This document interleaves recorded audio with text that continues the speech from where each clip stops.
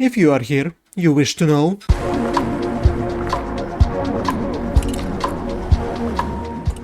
Welcome to What's New This Week, a weekly series when I speak about different releases that I found interesting, that I could keep up on you also, not miss out on new video game releases and anime that came out this week. And the first thing we're going to talk about today is Those Who Rule, which looks like a low-budget Fire Emblem, and I mean it in the best way possible. So it's tactical RPG on a hexagonal map when you will have certain heroes and they will level up as they do actions, and then will have enough of experience and the variable cast of characters, and of course there should be an epic story about fantasy kingdoms fighting. So I expect good things about this one. Neptunia Riders vs Dogoos. This time the heroines from Neptune series on the bikes, and they fight with Dogoos.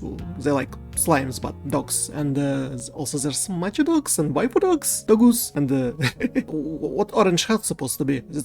What kind of console is this? What is orange console? I understand PC, PlayStation, Nintendo, and Xbox, but orange? What kind of game console is orange? What is it? What is it supposed to be? Please tell me in comments.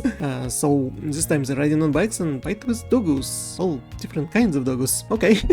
I don't know what the genre of this game will be if it's not JRPG, but the premise already is like strange enough to be interesting. Eternal Strands. It's from one of the creators of Dragon Age Origins, and people call it a techno demo, and it's only 18 gigabytes in size on a PC. Yeah, I was looking forward for this game. It was like inspired by Shadow of Colossus, but there's also this mechanic of elemental magic that you can change and use different parts, like create a wall of ice and then telekinetic use part of the wall of ice in order to throw it at enemy. Also, I'm thinking that raise up the wings of a dragon is nice. I'm not sure if these comments are real or not, but that they're using in a trailer. No, that does not look. I'm not sure about this, but I don't have any evidence. So it's has both demo and available on Game Pass, so people can check out if this game cool or not. And I also probably should do this, but I just don't have time. I don't know. Maybe I'll find some to do, like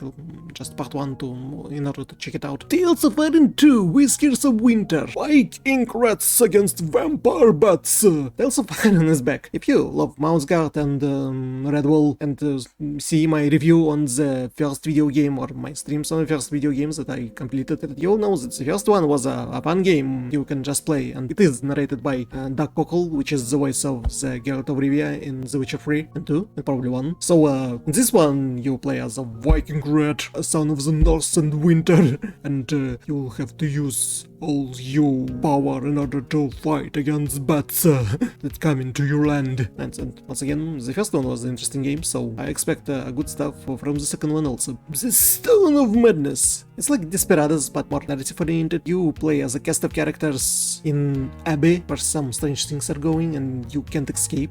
Yeah, but you need to escape because it drives you insane being inside of the walls. It drives each of characters in a different manner, and you will have to use various abilities of various characters. One is a priest and sees a hidden pass and can distract people. The other is little girls that can distract people and hide away in low places and through little tunnels. The other one is the woman who has a gun and can shoot people, and the other one is a witch, old grandma, that can use eldritch powers. For all fans of Desperados, it will be a fun game. Tactical stealth. Robots at midnight. It's 80s, and suddenly there's an alien robot invasion, and only the little kid that lacks a bicycle will have to stop this robot invasion. This trusty baseball bat, or whatever it is, in hand of this character. But they also have a good robot companion, and they fight against evil robots. So also it may be like something fun with Stranger Things vibes. The End of the Sun. It's a first-person adventure in a Slavic mythology setting. So they celebrating like Midsummer or Sol, something about sun coming out. Not probably somewhere in the spring. Maybe it's Maslenitsa, maybe they will bake pancakes, stuff. And there's some stage with the Hitbird. The two main characters probably messed up somehow with the Hitbird and need to find a way how to fix everything, and they also also meet a bunch of mystical Slavic creatures like Leshy and Rusalka and maybe Domovoi, who knows. No. So I was glad when there's someone making something about Slavic mythology, because I'm Russian. We're proud of our culture. And Brave the Lost Hero! So it's this guy-looking adventure game where we will play as green-haired Marona and will travel around the world and use the powers of phantoms in order to help us out on adventures and also solve their problems in their afterlife. We travel from different locations and we'll be helping out people. There's a lot of characters that the main one will meet on the way, and of course we will have to find and help Ash that disappeared from the start of the game. I expect a nice adventure, I just don't know which battle system it will be, because it's hard for me to play these guy games with their tactical battle. Techno Banter! It's a pixel art game where you play as not a bodyguard bouncer in front of a club, and you're making sure that some people won't go inside of a club and some would go, and you can question intelligence of this ape and he'll get rejected and won't go inside of a club. Or you can fight with someone that wants to fight. I don't know the rules, but it's like in Paper Pion, and there's also some story inside of a club, not only a bouncer. So it can maybe something interesting.